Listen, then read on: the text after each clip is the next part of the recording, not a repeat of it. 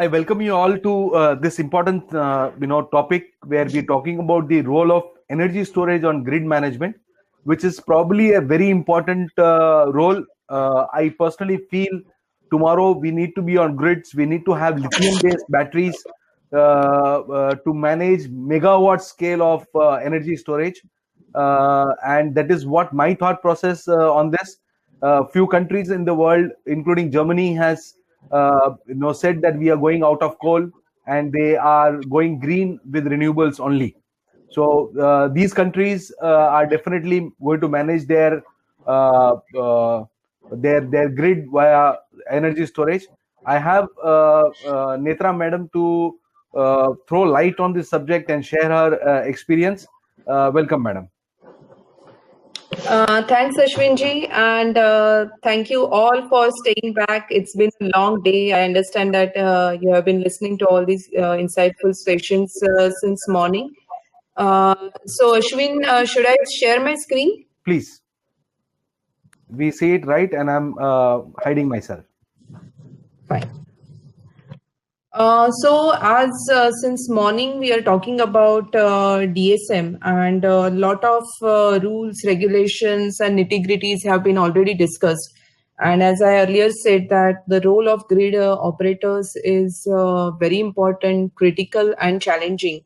And right now India has 24% of installed capacity coming from renewable, which is expected to grow up to 60% installed capacity by 2030 as per India's target. And with this kind of intermittent resources coming on the grid, the role is getting even more challenging.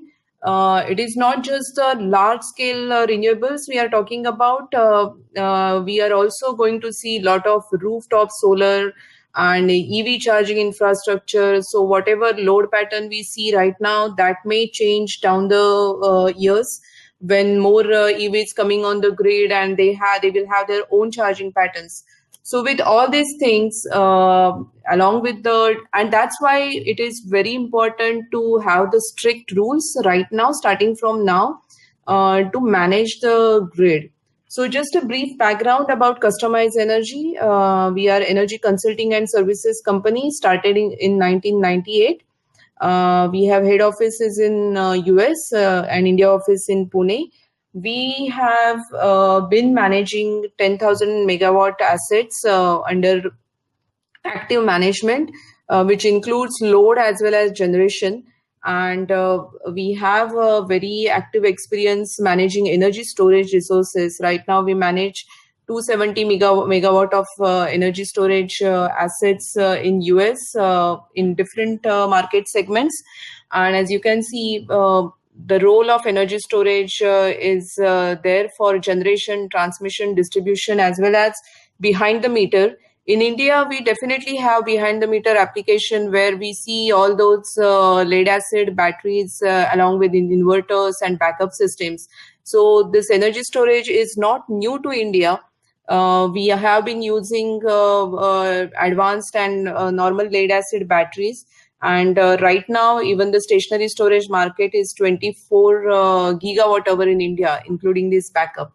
So CES has been working with technology developers, system integrators, and strategic investors in energy storage. And we have been advising clients on different projects, which include the advantages like energy arbitrage, ancillary services, renewable integration, and industrial applications for energy storage. So this is so next couple of slides are just a brief technical information. So there are different types of storage technologies, which include mechanical, pumped hydro that Satyanarayan sir said, that comes under mechanical. We have lead acid that comes under electrochemical. But apart from this, now these all advanced storage technologies which are coming up, like lithium batteries, flow batteries, and zinc batteries. Thermal energy storage is been in use on commercial, industrial, consumer side as well. Supercapacitors, we all know that their role in reactive energy management. And then the last one is hydrogen based. Now, right side chart shows the system power rating versus discharge time for different technologies. So we can see that there is a size requirement from few kilowatts to hundreds of megawatts. And on the y-axis, you see that discharge time requirement from seconds to minutes to hours to days. So lead acid batteries right now, it's serving from minutes to hours, and sizes from megawatt till megawatt. And hydrogen fuel cell technologies can help us in do the storage for days. Now, this is about the one aspect of storage technologies, but there are different aspects where technologies can be evaluated, and that include power density, safety, cost, cycle life, even self-discharge time, and energy density. So these are some different technology-related spiral charts which give information about which technology is doing at what grade on different criterias. Now, BSS market, as Ashwin ji said, that it's not a new thing, battery energy storage markets. Across the world, there are different projects which are already operational. You can visit Department of Energy Storage Database USA. You can search on Google and you can see what all utility scale projects are already happening. And on the left-hand side, we are showing that lithium-ion manufacturing capacity has gone multifold right from 2011, and even the prices are coming down. So prices have reduced tenfolds right from the 2011 right now. So which is making it close to economic case even in India.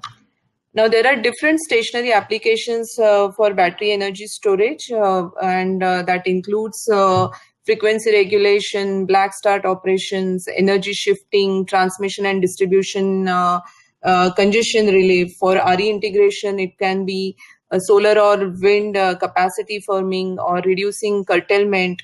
And even for the off-grid applications, so rural microgrids, which are there for sustainability purpose, that can be also served with the energy storage devices. Now, this is again the repetition, but I'll just quickly talk about this slide. Is that right now in India, frequency band is right like 0.2 hertz band, 49.85 to 50.05. But in advanced, countries, the band is as narrow as 0.05 hertz, and you can see that. Right now, even with the current band, 10.56% of the time frequency is outside band. If we narrow the band further from 49.9 to 50.05, then there are 16% slots where we are outside. And if we narrow it further, then almost 30% of the time the frequency would be outside band. And that's why we have to work on it. This is also explained by everyone that how the DSM is being calculated, how the penalties are being calculated, and this is the DSM vector price. And right now the price is average area clearing price of IX, but it can be moved ahead with the actual 15-minute market clearing price of IX to make it even closer to market. Now, this is we did a project with one state recently, and we looked at the deviations and how deviations look across the 96 interval, across the months. And if you also plot, I'm not sure how many DISCOM people are right now attending, but if you plot your deviation, you would see something like this, where typically at night hours you are underdrawing, and peak hours you are overdrawing. So how to look at this deviation with respect to frequency? So I hope this chart will be interesting for you to see. So these are the 49.85 to 50.05 is the frequency band where ideally we should be operating in. And on the x-axis, we have plotted the frequency. On y-axis, it's a deviation. Positive deviation is overdrawal, negative deviation is underdrawal. Now, for within this band, 49.85 to 50.05, this upper side blue band, this is where your normal DSM charges are applicable. As soon as you go beyond that, then that 20%, 40% additional charges will apply, and the gray part is where you are paying the twice the DSM charges. So these are the charges which are not passed through to your consumers. You have to accept those. I mean, you have to absorb those that cost. Now, the other side is when the frequency is below 49.85 and you are overdrawing. So these dark blue dots where you get the maximum penalty. So you should absolutely avoid this quadrant. And even the underdrawing above 50.05, where again Discom is going to get the penalty. So you should avoid this quadrant. And on the underdrawal side, even below that given allowed band, you are not going to get any DSM. So there is no receivable from DSM. So this is the part where you are anyway paying to generators, but not getting anything for underdrawing. So something like this can be used for charging the battery, and the discharging can happen at the right time where you are going for the maximum. So we had plotted the deviation and what is the percentage of slots the deviation happens, and this can be helpful for sizing the BESS for the grid. Again, we all know that Maharashtra as a state had certain limit, but within the limit there is a pro rata limit for each and individual Discom. Like Adani said that their limit is 19 megawatt, but similarly Tata Power will have certain limit, BEST will have certain, and MSEDCL. So at any particular point, any Discom may be overdrawing or underdrawing. But at the same time, as a state, there will be certain overdrawal or underdrawal, which will decide the DSM charges. It will be either receivable or payable for individual Discom. So this chart was specifically done just to know whether it makes sense to have energy storage on a state level, a central level, or it should be on the Discom specific areas. And if we want to take the advantage of DSM specific penalties, then it has to be on the distributed Discom level, so that every Discom can operate that asset and make sure that their own DSM charges are reduced. So ESS dispatch logic can be set. So battery storage can act as a generator as well as load whenever required, and battery typically operates from 10% state of charge to 90% state of charge. And we will have a kind of a logic where the battery will get charged during the time when there is a cheap electricity is available, or you are not paying for that electricity, or like Satyanarayan sir said that wind is flowing, wind is available at night time when there is no load on the grid. So that wind energy can be stored and the battery can be dispatched during the peak time where you are anyway going to pay those higher charges. Now, this is a typical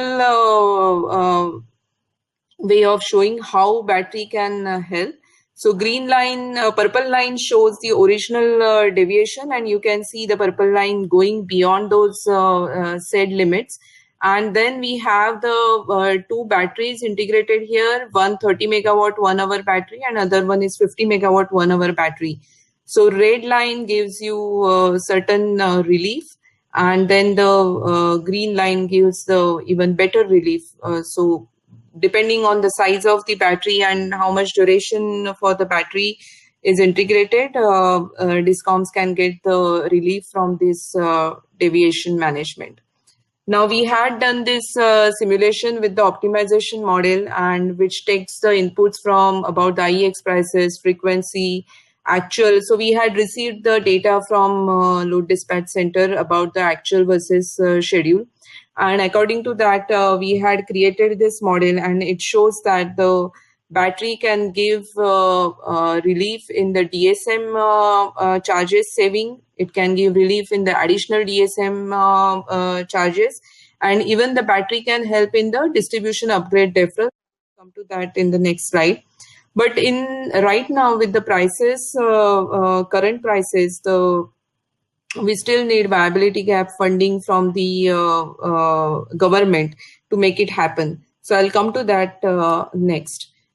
Now, as we see that for the DSM, the battery can definitely help, but that's not the only thing. So there is an analogy like computers. So computer can be used just as a typewriter and just do our Word documents and saving that. But computer is capable of doing lot many things, and that's how the storage should be looked at. So DSM is one way, but there are different benefits that we should able to gain from this system. And this is a Rocky Mountain Institute's chart where we can see that DSM provides battery storage provides energy arbitrage, spinning reserve, frequency regulation, transmission congestion relief. But we should have a proper framework to get those benefits. So TND upgrade deferral, the DISCOMs can definitely identify certain congested substations where they have maybe already reached 70% of the loading, and it's up for the upgrade. And now we can do the analysis where how many times they are going beyond that certain load, and for that, if we can size the exact battery energy storage, which can defer that investment maybe for 5 years, and that can be a benefit to the system. So this is TND upgrade deferral. Other thing which Dr. Rahul talked about in the morning, that renewable smoothing, scheduling, ramp rate control. So this is not just about the energy arbitrage that you schedule for saving and then you schedule for the discharge of the battery. But the batteries are really fast responsive assets which can give those ancillary services to the grid as well, where you do not have to wait for 5 minutes or 15 minutes or 30 minutes to get that response. So batteries can operate on a seconds basis if we have the right mechanism to send that control to batteries. And as Satyanarayan sir and Samir sir said that we are moving towards it, and definitely we can have even more efficient grid, even with the 60% installed capacity of renewables. And right now with thermal generators, we are able to do the ancillary services, but we will definitely have to look at energy storage going forward. Now, this project, Dr. Rahul talked about in the morning, that this is a project in South Africa, which is providing different kind of services, including fast response, regulation, contingency management, energy arbitrage. And we have now first grid scale energy storage project done at the Tata Power Rohini substation, Delhi. And they have experience of some of these benefits, and we think that even with the other discoms in country that can be replicated. Now CES has competitive market evaluation tools for storage, where we do the modeling of we do the modeling for what sizing is required at any substation, or what sizing is required for system level requirement, and what all benefits can be taken out from that storage asset in market participation. And for the same thing, we need to have a more close working with the regulators. Unfortunately, we do not have any regulator in the audience, and we didn't get their presence in today's session. But we will definitely, we are definitely working with, as a India Energy Storage Alliance, to inform and educate regulators about what all things can be done with the advanced energy storage technology. And I hope with this we can do the better grid management. So thank you. I hope I didn't take longer. And yeah. Proceed further for question answers. I need to see people raising hands. I don't have anybody who has raised hands as of now. In the meantime, I would like to brief all the participants that these COVID times have taught us a lot. It has taught us also to be smarter, and that is the reason we have developed app, a mobile app for the power industry to be connected with each other. I would just play a small story on the app, and probably I will also give the links of this app for the participants to use Missionaries app. This way, what we're trying to do is we are trying to connect the entire community as a whole. If a plow plant want to interact with somebody who they don't know and they are available as a member of the app, they can absolutely go and connect with each other, chat with each other, see what are the developments which we are doing on the other hand, and this will help the industry to be connected. I'll just play a small video before.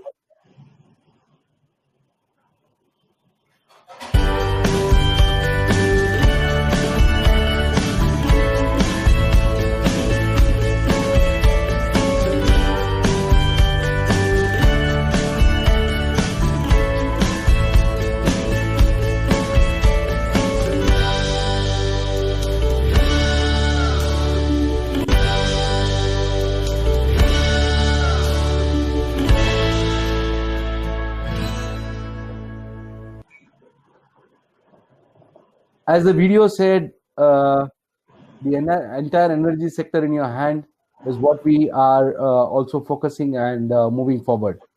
I will share the links of downloads on the WhatsApp, the group which we have created for the program. And I have opened the group today for participants to interact with each other and chat with each other. For next 2-3 days, we would take to compile the videos, the presentations, the participation certificates. Everything will be available on the website shortly, and you will get the notifications on this app shortly. So the questions. I have a question from Atul Vijay Pawar, which says, Netra ma'am says in some developed countries, frequency band is 0.05 hertz. But is there be coal used like Indian countries or variety of coal mines and huge variety of coal CV? Is your company give solutions and services to maintain DSM? These countries definitely have coal. I'm not sure whether they have different types of coals, but I don't think there will be just one type of coal. So these countries definitely would have different type of coals, and these countries do have higher renewable percentage as well. So there is a mix of installed capacity. Even on the energy side, renewable energy share is higher, and still they are managing with the 0.05 hertz frequency band. What was the last question? Last one? Is your company give solutions and services to maintain DSM? So right now DSM is just started, and we haven't started service in India. But if you have certain requirement, please write to netra@ces-ltd.com. The next question comes from Nishant Goda. What is per megawatt hour cost of battery storage in India? So per megawatt hour cost is around 2.6 to 2.8 crore. Okay. So now I don't have anybody, with the questions, or probably nobody's raising hands for questions. Maybe people are tired for the long day of sessions today. I understand it's difficult to sit on a particular chair for long hours and interact also, which we are not used to technology. No problem. Thank you so much, Ashwin. Thank you. So with this, I conclude the session, and I hope the sessions were insightful and knowledge enriched for everyone, and everyone enjoyed the day-long session on this particular important subject, which we are talking about, the deviation settlement mechanism, which is going to get our grid smarter, which our country is talking about: one grid, one nation, and one electricity for all. Thank you so much. With this, I will also end the session and go to the launch. Keep this launch live for some time. if participants would like to interact with each other on the tables and chat with each other on the video conference and see if some of the speakers are available to answer your questions one to one. Thank you so much. Have a nice time. Good night. Thank you. Good night.